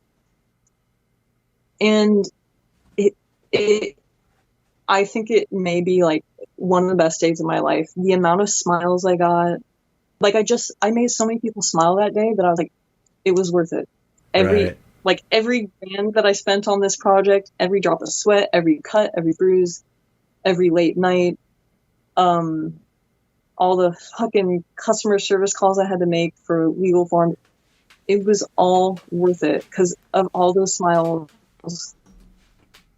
I felt reconnected to people again, even though they didn't know who I was. I was a skeleton. They didn't, like, it wasn't even me. It was Spooky Jack. Right. And I felt just, oh my gosh, I just felt elated. And I think Rob was a little disappointed about like the money factor, and I was like, I don't care. I don't care if I sell a single thing today. I've made 1,000 people smile while sitting in traffic. I feel on top of the world. And like some people actually stopped and bought stuff. It was great. A lot of my friends came out, just like Stephanie came out. A lot of art friends came out. Just amazing people. But I didn't realize it was also like a Friday and people were at work. I didn't have days of the week at that point. It was lockdown. Right. And I was working every day at the shop to get this done. So I didn't even realize it was a Friday, and that means people, have jobs. Right.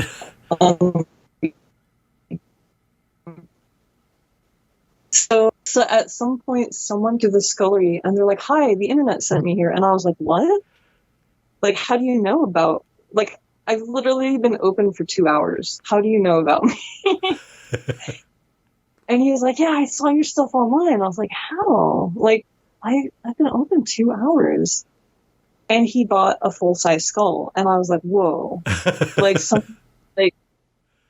some internet stranger just bought a full-time skull. That's amazing. I thought it was just going to be friends coming out and be nice, which would be awesome. I love my friends; like they're so sweet. But like, just kind of that, like a natural purchase, it just blew. And the fact that he would spend that much money, I think it was like $75 at the time. I was like, whoa, he just like came to a random skeleton and bought a skull from him. Like, wow. And like he could have gone to any skeleton, but he came to me. And and so I felt on top of the world. I was like so happy. I think I made like $150, which I was stoked. I was like, that's great. Awesome. Like someone came by and bought a bottle of teeth. I feel great. We packed everything up, drove home. I got out of my sweaty skeleton suit, and the next day was Halloween, and I was like, cool. Like, let's go do fun stuff for Halloween. But then I wake up Halloween morning and my phone is blowing up. And I'm like, what? Like, nobody ever contacts me. What's this? And I was like, there was just like all these messages like, hey, are you open today? Like, I was working yesterday, or I was at a wedding. Can you like, I was like, whoa. And I was like, oh, I don't think I'm opening. But like those messages just kept coming. And I was like, oh, I don't know. I really want to have Halloween. And then some guy wrote me, there's no way I could have said no to this. He wrote me and he said, can you please open up the scullery? There's a girl I really want to take on a date, and I want to take her to the scullery as the date. And I was like, I can't say no. That's right. incredible that I've been open for a day and someone wants to take a date to the scullery. Like that's the highlight of their date, is like, check out this thing. Yeah. Check out spooky. And I was like, oh my gosh, I got back in the sweaty skeleton suit. I got back out there. It was even hotter that day. It was 82 degrees on Halloween that day. And then just a horde of people showed up because they weren't at work. And I think in those 2 days I made a grand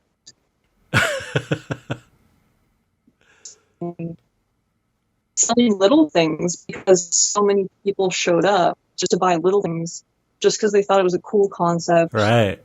And I was like, wow, this is cool. Like all this hard work for this project, it paid off.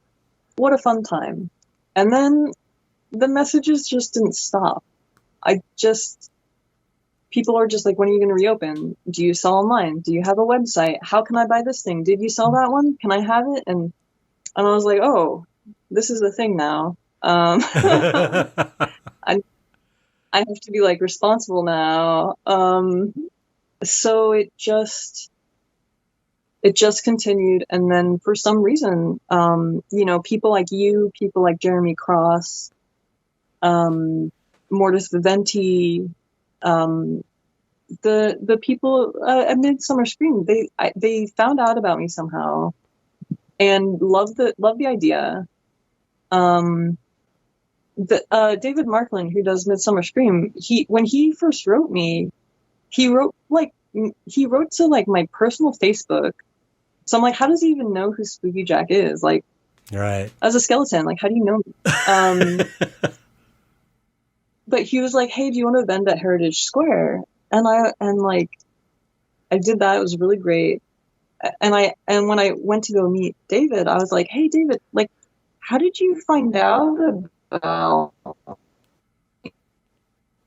And he's like, I want to like something. But he said something akin to like, oh, I just saw pictures and I thought it was the coolest idea. And then from there, I realized. How did he find out that it was you? Because that part was garbled. Oh, I have no idea. Like he said something akin to, I saw a photo of the carriage and I thought it was a great idea. So he thought that was you? He like tracked me down from there. Oh wow, okay. I don't know how it worked out. He couldn't remember how he found out about me. Okay. But I mean, the art community is small. Like we all know each other. Mm-hmm. And then like enough big name artists and nice company, like enough people were nice enough to like throw me a bone and like shout out, and it just kept growing. And it just became this wonderful thing that now consumes my life. That's a good thing though, right? I sleep next to a pile of... This is a good thing. This is a good thing. It is. I mean, I'm working too much, but I love it. And I realized that if you open an email with greetings, I'm a professional skeleton man, like people will give you anything. Like I that's actually when I introduced myself to Mortis Viventi. I wrote them and I was like, greetings, I'm a professional skeleton man. Would you consider selling your patches in my cart? And I will pay for them wholesale, and I'll promote you, and you can leave cards with me so I can pass out your cards. And they're just like, oh, whoa, like, yeah. And they've been super kind to me ever since. They've really reached out to kind of like be personal with me and like greet me in person. And the owner left Hall A at Midsummer, walked all the way to Hall C just to see my cart, bought a bunch of skulls, asked me if I wanted to go on tour with them as their mascot. Wow. Like, you know, like just the nicest guy. And I was just like blown away because when I've always lived in California, and when I think of people with notoriety or people who are successful, you don't associate that with kindness and, like people being down to earth. Like people get inflated egos a lot, especially with like the Instagram craze and the social media craze. But he couldn't have been nicer. Super down to earth guy, even though he's like swarmed with business and has a whole crew working for him. And that just kept happening. Like for some reason, like the scullery, it seems to be attracting really nice people. Not just like it's not so much that it's gaining attention, it's that nice people are noticing. I know exactly. I mean, this is what's happened with the Dark Art Society too. Plus, like fans of my work, it's like it's uncanny. It's uncanny. It's like they're all really nice people, good people. You know, it's like hard to explain. It doesn't seem possible. Yeah, but it's true. I've always been kind of one of those floaters between circles, like. So I've been a part of a lot of different groups of friends, but what I've noticed is dark artists are like some of the nicest people you'll meet, and they're stand-up people. They will stand up for what's right. Yep. They won't play the popularity game. Like they will protect themselves. They'll protect others. They'll support people that aren't doing well. Right. They'll support people that they love.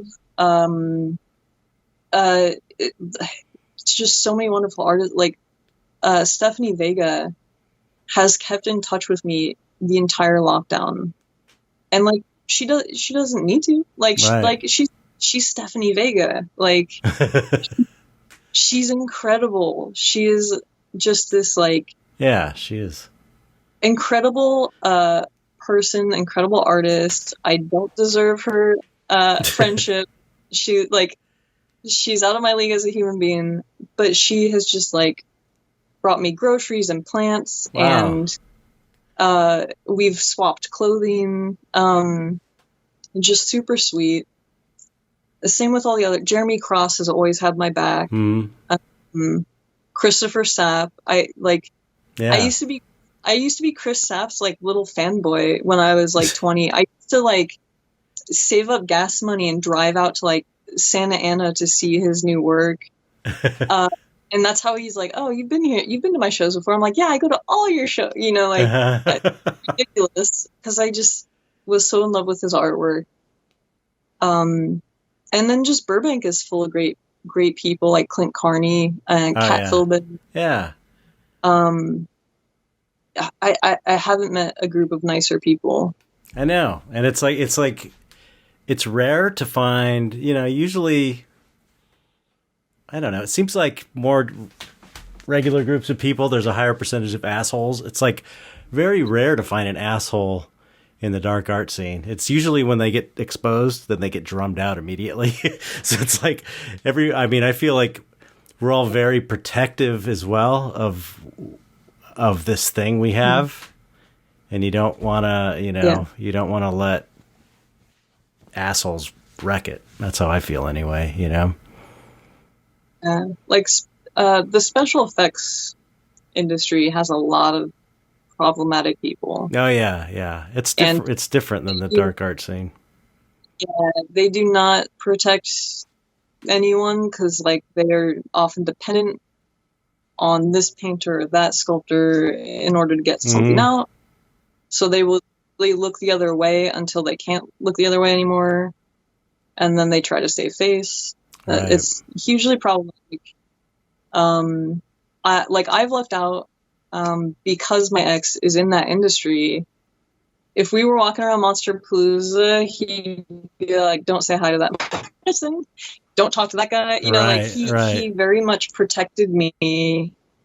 So I had an advantage that a lot of people, and especially a lot of women going into special effects, didn't have. Like I had this like kind of guardian angel guiding me, like, hey, I know that guy gave you his business card because he says he wants business, but he probably wants foot photos. Don't talk to him. I know who you're talking about. Yeah. Oh, okay. There's a few in that industry.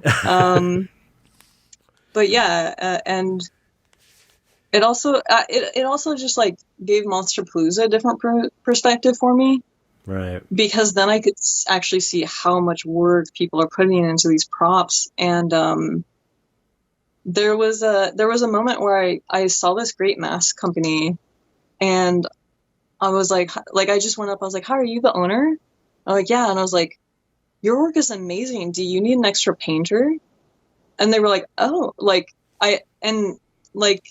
Rob was just like, he was like, "Wow, I'm really proud of you. Like, you just went up and introduced yourself, and you just had the confidence to like, hey, can you give me a job?" Like, and I didn't even think about it. I was like, oh, would people not do that? Because I've always just kind of been brazen and shameless. And when I want something, I just ask. I'm like, hey, you know, I'm very used to rejection. So I'm very good at just being like, hey, would it be cool this? Oh, no? Okay, I'll fuck off. You know, like I'm fine with rejection. And then also, I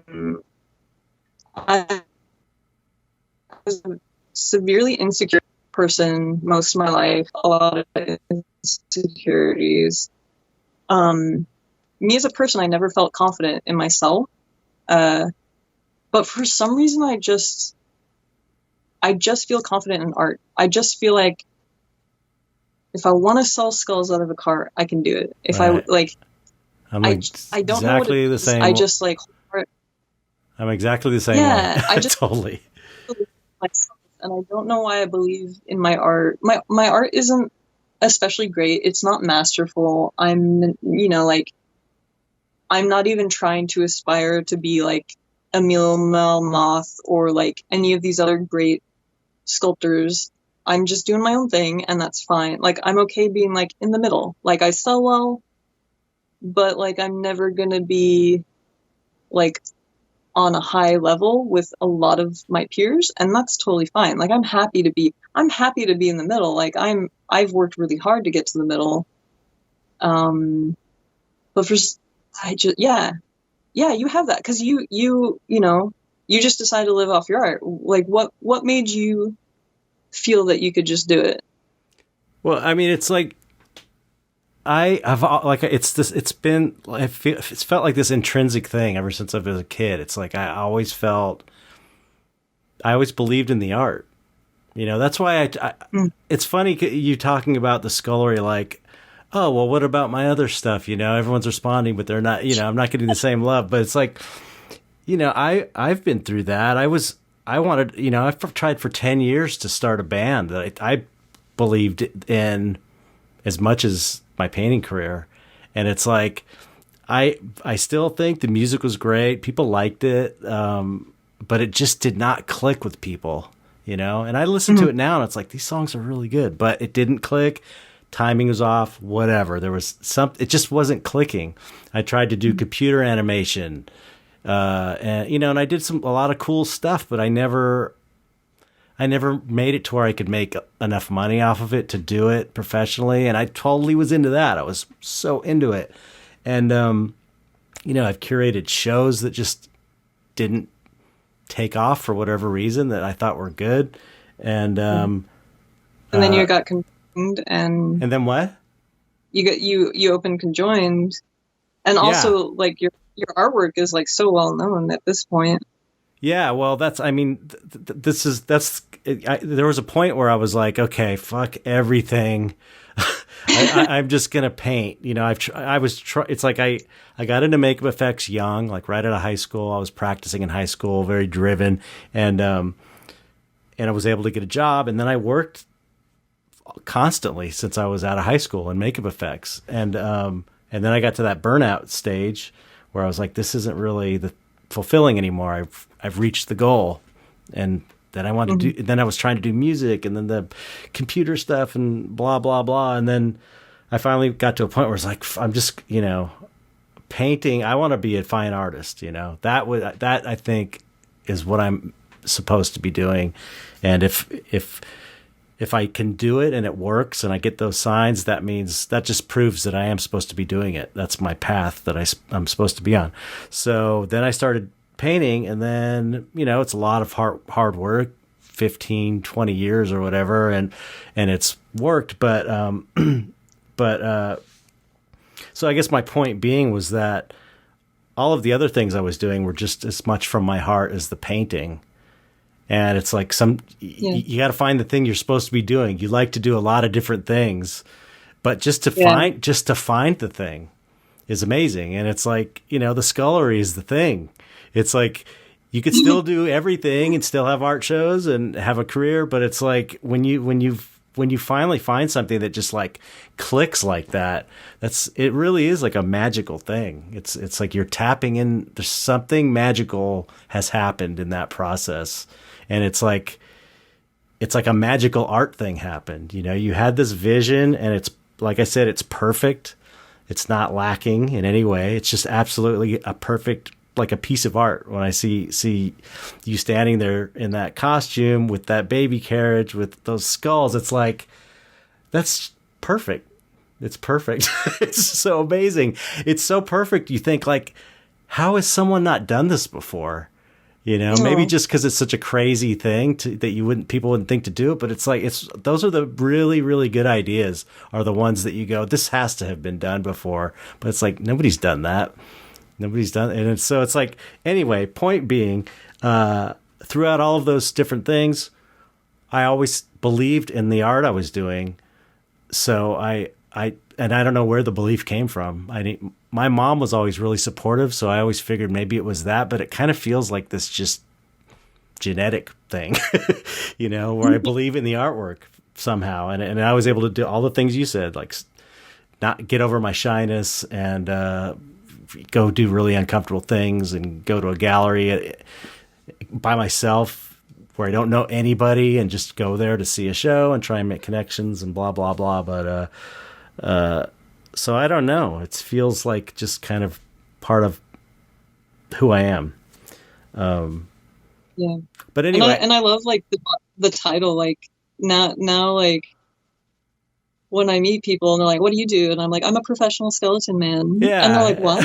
Like, I get to bring that joy to them and show them pictures, and also it's like sometimes of me, and the parents are trying to like cater that, like, hey, wait. It's okay, he's friendly. Hold on, wait. You broke up again, and say that over. I didn't catch that. Sometimes little children look scared of me, and their parents try to kind of like usher them to me and like, oh, it's okay, honey, he's a friendly skeleton, and I'll like do a little jiggle with my jaw to like make myself look funny, and then I'll squat down and I'll pull out trick or treats for them, like little toys and stuff, because the scullery trick or treats any day it's out. It doesn't have to be Halloween. That's so cool. So if anyone ever needs a trick or treat, they're in my pockets. You can come visit me. I have them tucked in little corners of the scullery as well, in case I run out in my pockets. A funny thing you reminded me of regarding art and music. I went to see a couple bands play at like a very small venue, and like a friend had randomly invited me, and I was like, yeah, I'll go. Like, you know, that seems cool. And there's this really amazing band on stage. Like, holy shit. I was just like blown away. I was like, oh my gosh, I can't believe what they were doing. Like, and there was this bass player, and his hair was in his face the whole show, and I was like, holy shit, that bass player is amazing. And then at one point, the singer was like rubbing the nipple of the bass player, and I was like, is that Jeremy Schott having his nipple rubbed? I was like, and the whole rest of the show, I was like, is that Jeremy under that hair? But I couldn't see. It was just hair. It could be any guy with long hair. Right. And then at the end of the set, they're all done. The next band's gonna come on. Flips the hair up, and I'm like, Jeremy, and I point at him, and I was like, it was you getting your nipple rubbed. And I had no idea Jeremy was in this amazing band. I only know him as like, you know, working the dark art emporium and making that magical thing happen. Right. I had no idea he also was oh my, so cool. Such a cool moment. Yeah. That's. I knew he played bass. So I think he's got like he did all kinds of things. He used to do like video work or something. Didn't he do a bunch of different jobs before? He was like in this. He like toured with his band, and I thought he did like editing and made videos or something. I don't know. That's rad.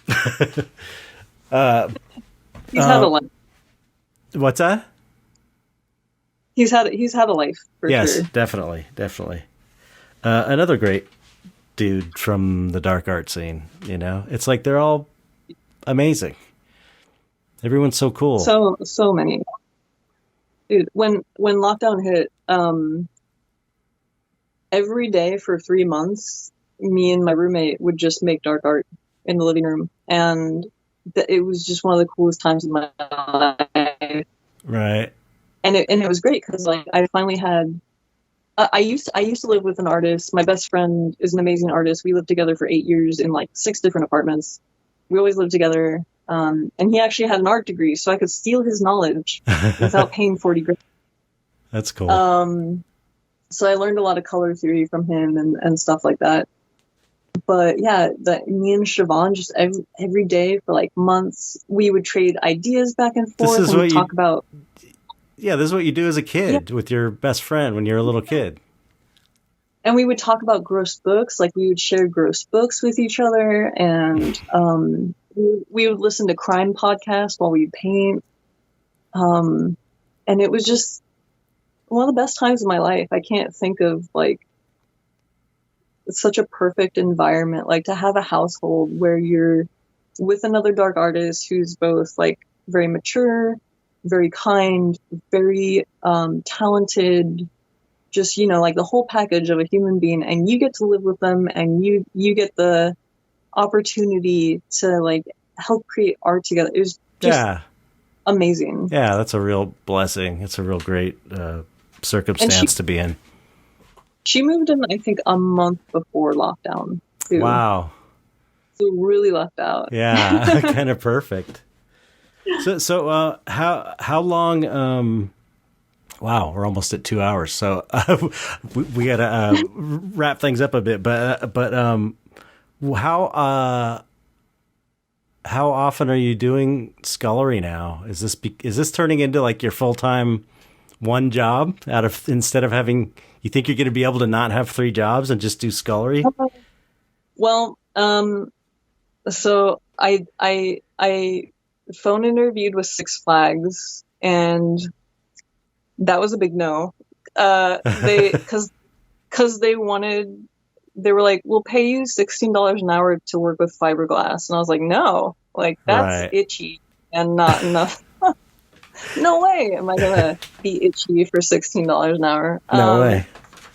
And like drive to Valencia or wherever it is. But I had an interview. I've had a couple interviews with big companies, but yesterday was my dream job interview that I've been fighting 2 years to get. And Rob has been fighting to help me get. Like even after we broke up, he was like, I'm gonna get you that job. Someday I'm gonna get you that job. I don't care. I'm gonna keep fighting for you. The nicest guy. And yesterday I finally had an interview with them after 2 years of sending them my portfolio, and it would finally be like an art job, and it looks promising to the point where if I got that job, I would both not need to work on monsters for the scary closet, but also it would be a conflict of interest, so I would have to quit the scary closet. Okay. Well, I would have to ask them, but there potentially it could be a conflict of interest. But they were definitely like, the scullery's awesome, keep the scullery for sure. You got to keep the scullery. Yeah. If anyone tells you not to keep the scullery, fuck them. You don't want to work for them. I don't care how good a job it is. I need the whimsy. But so many people are trying to buy from me online that it's actually hard. It's getting harder and harder to open up physically, because people online want me to ship to whatever state they're in. And then I don't have stock for physical opening. But something I'm doing is I bought a bunch of extra wood, and I'm going to make a mini scullery, so that, because the main issue is I'm on a second floor with stairs. So I need 2 people to carry the cart down. If I don't have 2 people, how am I going to work? And I am stuck at a desk Saturday and Sunday, but I do have an hour lunch break. So the plan is I'm building a basically like a cigarette tray, the ones that like kind of strap to your back. Mm-hmm. I'm going to build that. I'm calling it Spooky Jack's mini scullery, so that it's like an hour on a Saturday. I can just be like, hey, I'm outside. Come get me before I melt. Like, come visit, come trick or treat, and I'll just be I live right next to Ventura Boulevard, so it's easy enough to be kind of local to people. So that's my plan, to adapt to not having full stock all the time, like getting too many purchases online, and also not having a second set of hands to help me carry down a giant carriage and then set it up. So. Wow. Well, it sounds these are all good problems to have, though. It's like if you can't handle the work, that means that this could be really big. This could be really big. I'm telling you. I know it. Yeah. I know it. I want to keep making people happy. I would like to pay off the debt. I know. I get it. I get it. I would just keep making people smile and I get that. I get that. But I'm also, I'm like a dad and a grandpa, so it's like I'm at that age where I'm like, look now, you got to think of your future, but it more like, and having started this business, it's like the more successful your business is, the more great and the more people you can make happy with this, and the more and the more fun it will be, and the more focus it can have. And so anyway, I'll talk to you afterwards. I'm recording. I want to help you somehow. I just am so into this. Oh, thank you. And just hearing the response from other people, because I didn't realize it was that big of a thing. I'm like kind of in my own bubble, and it's like you telling me this. It's like, okay, I'm not crazy. This is like super, totally fucking amazing. So I had no idea, because it was like just my weird. I know, yeah. And usually people are into my weird fun shit. Nobody has pockets full of teeth or unicycles around town. I was so surprised about this. Yeah, but it's so great. I'm so happy you're doing it. I think it's so cool. So how I'll put all of your info in the body of the text, but just for people listening, where can they see all of your work, and where can they see Spooky Jack, and where can they see the scullery? And I think if you just hashtag Spooky Jack, I'll pop up, because nobody else is Spooky Jack. It's me. Like There is like a robot blank account that says Spooky Jack, but I'm Skeleton Spooky Jack. And if you hashtag Spooky Jack or you hashtag the Scullery, I'm pretty easy to find because it's kind of a unique set of names. Well, if people, I know from at least our listenership, if they don't know about it already, I know they're going to freak out. They're going to love it. Anyway, yeah, that was awesome. Yeah, so, well, it was great to talk to you and hear your story and hear about the Scullery and hear about everything. I appreciate you taking the time to come on. Yeah, I've been listening to your story all week. It's nice, a nice comforting presence in my living room while I work. Good. That's awesome. I appreciate it. Well, you might remember that at the end of the show we have to say goodbye to the audience. So you have to say. Oh. I mean, I don't know if you ever make it to the end, but if you do, I always go goodbye, audience, and then I tell you to say goodbye, audience. So, goodbye, audience. Okay. Goodbye, audience. Goodbye, audience. Okay.